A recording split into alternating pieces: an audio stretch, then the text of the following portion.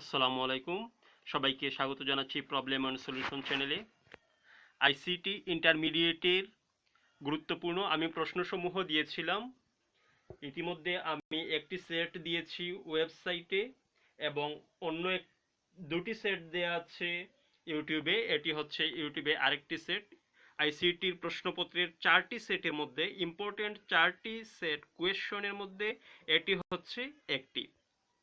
তো যারা আগের ইম্পর্টেন্ট আমার সাজেশনটা পূর্ণাঙ্গ দেখনি, যে কোন চ্যাপ্টারগুলো পড়লে এ প্লাস পাওয়া যাবে, সেই সম্বন্ধীয় একটা কন্টেন্ট আছে এবং প্রতিটি চ্যাপ্টার থেকে নির্বাচন করে গুরুত্বপূর্ণ টপিকস সমূহ নিয়ে আরেকটি সাজেশন আছে। যারা সে দুইটা দেখনি এবং অন্যান্য যে প্রশ্নের সাজেশন অন্যান্য 4টি সেটের মধ্যে যে 2-3টি প্রশ্নের সাজেশন দিয়ে 3টি সেট দিয়েছি সেগুলো দেখনি, তারা কখনোই একটি সেটের উপর বিশ্বাস করে পরীক্ষার হলে যাবে না। সম্পূর্ণ সাজেশনটা কমপ্লিট করার পরে তারপর যে 4টি সেটের প্রশ্ন আমি দিয়েছি সেগুলো দেখতে পারো। বলে নিচ্ছি এগুলো আমি কিভাবে করছি, কারণ অনেকেই মনে করে থাকো যে এটা এইচএসসি পরীক্ষার হয়তো পূর্ণাঙ্গ প্রশ্ন। আসলে পূর্ণাঙ্গ প্রশ্ন না, এটি হচ্ছে বিভিন্ন স্কুলের এবং বিভিন্ন বোর্ডের প্রশ্নগুলো বাছাই করে যে প্রশ্নগুলো ইম্পর্টেন্ট সেই প্রশ্নগুলো থেকে আমার নিজের তৈরি করা। এটা কোনো বোর্ডের প্রশ্ন না অথবা কোনো পরীক্ষারও প্রশ্ন না, শুধুমাত্র বিভিন্ন স্কুল এবং বোর্ডের একটি প্রশ্ন একটি স্কুলের পূর্ণাঙ্গ ইম্পর্টেন্ট থাকে না। তাই বিভিন্ন স্কুল থেকে যে প্রশ্নগুলো ইম্পর্টেন্ট সেগুলো বাছাই করে তৈরি করা একটি সাজেশন শুধুমাত্র। তো যারা পূর্ণাঙ্গ অন্যান্য ভিডিওগুলো দেখোনি সাজেশনের, তারা কখনোই একটি ভিডিও দেখতে যাবে না, অন্যান্যগুলো দেখো এবং যদি অন্যান্যগুলো না দেখতে পারো তবে কমেন্টে আমি লিংক দিয়ে দিয়েছি, সেখান থেকে সরাসরি দেখে নিতে পারবে। এবং আমার প্লে লিস্টে গেলে এখানে আই বাটনে অথবা আমার প্লে লিস্টে গেলে সেখানে HSC humanities suggestion, HSC science suggestion এবং এইচএসসি কমার্স সাজেশন নামে যে প্লেলিস্টগুলো আছে সেগুলোতে দেখতে পারবে, অথবা আমার কমিউনিটিতে আমি প্রতিনিয়ত নতুন কন্টেন্ট আপলোড দিলে সাথে সাথে পৌঁছে দিই কমিউনিটিতে, সেখান থেকেও দেখে নিতে পারবে। তো চলো ভিডিওটাতে একটি লাইক দিয়ে শেয়ার করে নিবে ফেসবুক সহ অন্যান্য মাধ্যমে, যাতে সবার কাছে পৌঁছে যায়, এবং চ্যানেলটা সাবস্ক্রাইব করে রেখে দিবে গুরুত্বপূর্ণ সাজেশন সমূহের জন্য। প্রথমে আমি প্রশ্নগুলো দেখিয়ে দিচ্ছি। প্রথম প্রশ্ন হচ্ছে, ডাক্তার রাফিজ জাপান থেকে বাংলাদেশে চিকিৎসা করান তথ্য প্রযুক্তির মাধ্যমে। তিনি কৃত্রিম পরিবেশে অপারেশন প্রশিক্ষণ ব্যবহার করেছেন। তারপর হচ্ছে ক নম্বর প্রশ্ন, হ্যাকিং কি? খ নম্বর প্রশ্ন, হ্যাকিং শনাক্তকরণের প্রযুক্তি ব্যাখ্যা করো। তারপর হচ্ছে গ নম্বর প্রশ্ন, ডাক্তার রাফিজ জাপান থেকে বাংলাদেশে কিভাবে চিকিৎসা করান। তারপর ঘ নম্বর প্রশ্ন হচ্ছে, ডাক্তার রাফিজ এর প্রশিক্ষণে ব্যবহৃত প্রযুক্তি বাস্তব জীবনে ব্যবহার প্রভাব বিশ্লেষণ করো। যারা লিখতে চাও লিখে নিতে পারো অথবা স্ক্রিনশট দিয়ে নিতে পারো। তবে আমার অন্য একটি সেট দেওয়া আছে ওয়েবসাইটের লিঙ্ক প্রথমেই দেওয়া আছে ভিডিও ডিসক্রিপশনে, এবং ফেসবুক পেজ এবং গ্রুপের লিঙ্ক দেওয়া আছে ডিসক্রিপশনে, জয়েন হয়ে যেতে পারো। যে কোনো ধরনের কন্টেন্ট আপলোড দিলে যাতে সাথে সাথে নোটিফিকেশন পৌঁছে যায় তোমার কাছে। তারপর দ্বিতীয় হচ্ছে, দিন দিন তথ্য প্রযুক্তির উৎকর্ষ হচ্ছে, আজকের যেটা নতুন দেখা গেল কালকে সেটা পুরনো হয়ে গেছে, পুরানোর জায়গায় নতুন এসে গেছে। আগে টেলিফোন লাইনের মাধ্যমে কম্পিউটার নেটওয়ার্কের সাথে যুক্ত হতো, এখন তার চেয়েও বেশি সুযোগ সুবিধা সম্পন্ন অপটিক ফাইবার কমিউনিকেশন প্রযুক্তি ব্যবহার হচ্ছে। ক নাম্বার প্রশ্ন, ASCII এর পূর্ণাঙ্গ রূপ কি? ক নাম্বার প্রশ্ন, ডিজিটাল ইলেকট্রনিক পদ্ধতিতে অভ্যন্তরীণ কাজে সরাসরি দশমিক পদ্ধতি ব্যবহৃত হয় না কেন? তারপর হচ্ছে গ নাম্বার প্রশ্ন, যোগাযোগের জন্য বিভিন্ন ব্যান্ডের স্পিডগুলো লিখো। তারপর হচ্ছে গ নাম্বার প্রশ্ন, অপটিক ফাইবার কমিউনিকেশন প্রযুক্তি কেন উন্নত বিশ্লেষণ করো। তারপর হচ্ছে 3 নাম্বার প্রশ্ন, একটি গেট দেওয়া আছে এখানে, লজিক গেট। তারপরের প্রশ্নগুলো হচ্ছে, ওয়াইফাই অর্থ কি? খ নাম্বার প্রশ্ন, লজিক্যাল যোগাযোগ ও বাইনারি যোগাযোগের মাধ্যমে প্রধান পার্থক্য কি ব্যাখ্যা করো। তারপর গ নাম্বার প্রশ্ন, উদ্দীপকের সত্যক সারণী লিখো।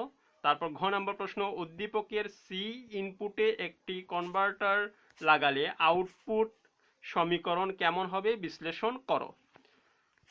তারপর 4 থেকে দেখিয়ে দিচ্ছি, আবার বলে নিচ্ছি, যারা অন্য সাজেশনগুলো দেখোনি কমেন্টে লিংক দেওয়া আছে, দেখে নিতে পারো, এবং ওয়েবসাইটে আরেকটি প্রশ্ন দেওয়া আছে সাজেশন প্রশ্ন, সেটা খুবই ইম্পর্টেন্ট, সেটা দেখতে পারো সবার আগে। তারপর 4 নম্বর প্রশ্ন, শিউলি আইসিটি ক্লাসে খুবই মনোযোগ সহকারে চিহ্নযুক্ত সংখ্যা বিষয়ক আলোচনা শুনছিল। স্যার বলছিলেন যে কোনো ডিজিটাল যন্ত্রে ধনাত্মক ও ঋণাত্মক সংখ্যা গণনার ক্ষেত্রে প্লাস ও মাইনাস চিহ্নের পরিবর্তে বিট ব্যবহার করা হয়। এর জন্য ব্যবহৃত 1 এর 2 1 এর ও 2 এর পরিপূরক পদ্ধতি। তিনি -5610 সংখ্যাটির 1 এর পরিপূরক মান বের করে দেখালেন।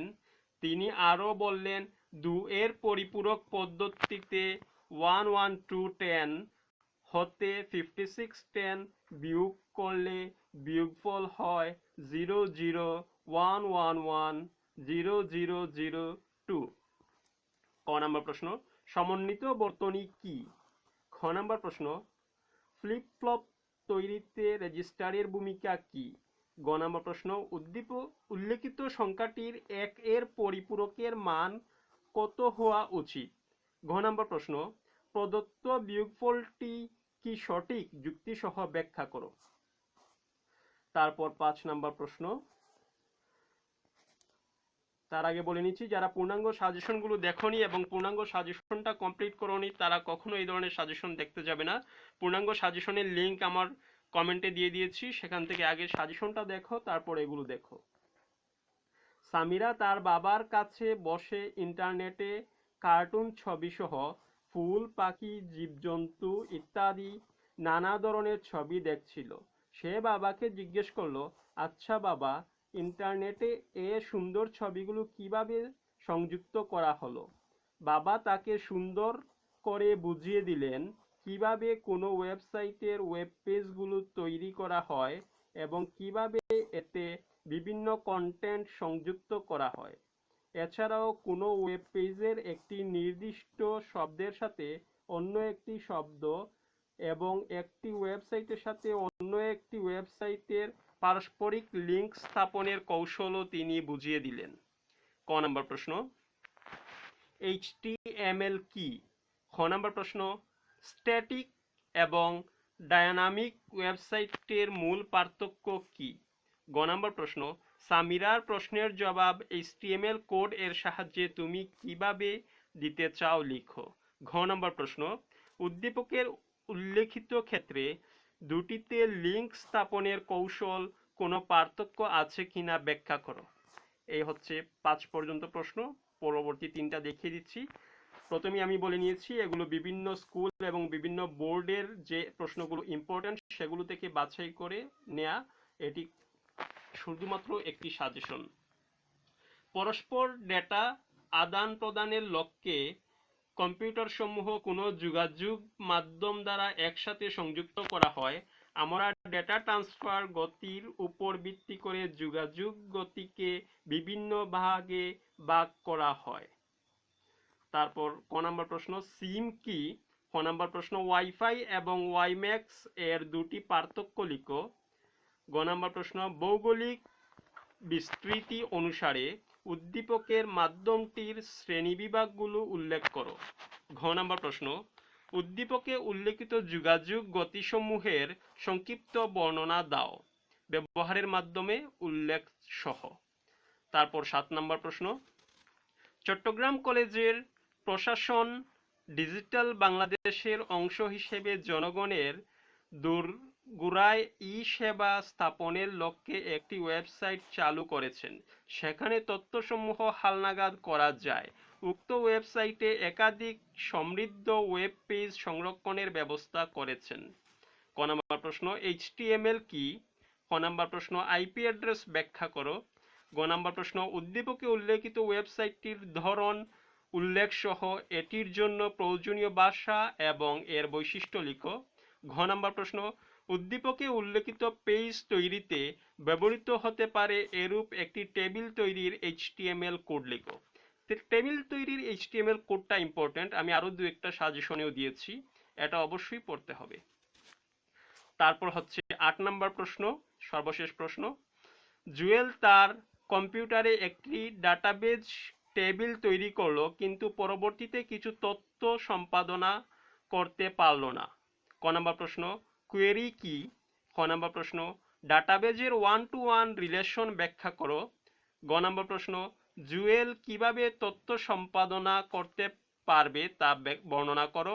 ঘ নম্বর প্রশ্ন, জুয়েলের তৈরিকৃত টেবিল থেকে রেকর্ড অ্যাপেন্ড করার উপায়ের বিবরণ দাও। এই হচ্ছে পূর্ণাঙ্গ একটি সেটের সাজেশন। অন্য 3টি সেট দেয়া আছে, একটি দেয়া আছে ওয়েবসাইটে এবং আরও 2টি দেয়া আছে ইউটিউবে। যারা দেখতে পারোনি তারা দেখতে পারবে, এখানে আমি কমেন্টে লিঙ্ক দিয়ে দিয়েছি, এবং আমার কমিউনিটিতে গেলে সবগুলো সাজেশন দেখতে পারবে এবং প্লেলিস্টগুলোতে। তো ধন্যবাদ সবাইকে আমার সাথে থাকার জন্য। সাজেশনগুলো যাতে সবার কাছে পৌঁছে যায়, অনেকেই খুঁজে পায় না, তার জন্য অবশ্যই একটা লাইক দিয়ে দিতে হবে এবং ভিডিওটা শেয়ার করে নিতে হবে ফেসবুক সহ অন্যান্য মাধ্যমে, তোমার বন্ধুদের সাথে মেসেঞ্জারে তাদেরকে লিঙ্কটা দিয়ে দিতে পারো। ধন্যবাদ সবাইকে আমার সাথে থাকার জন্য। আরও যার যে ধরনের সাজেশন প্রয়োজন হবে আমাকে কমেন্টে বলে দিতে পারো, আমি চেষ্টা করব নিয়ে আসার।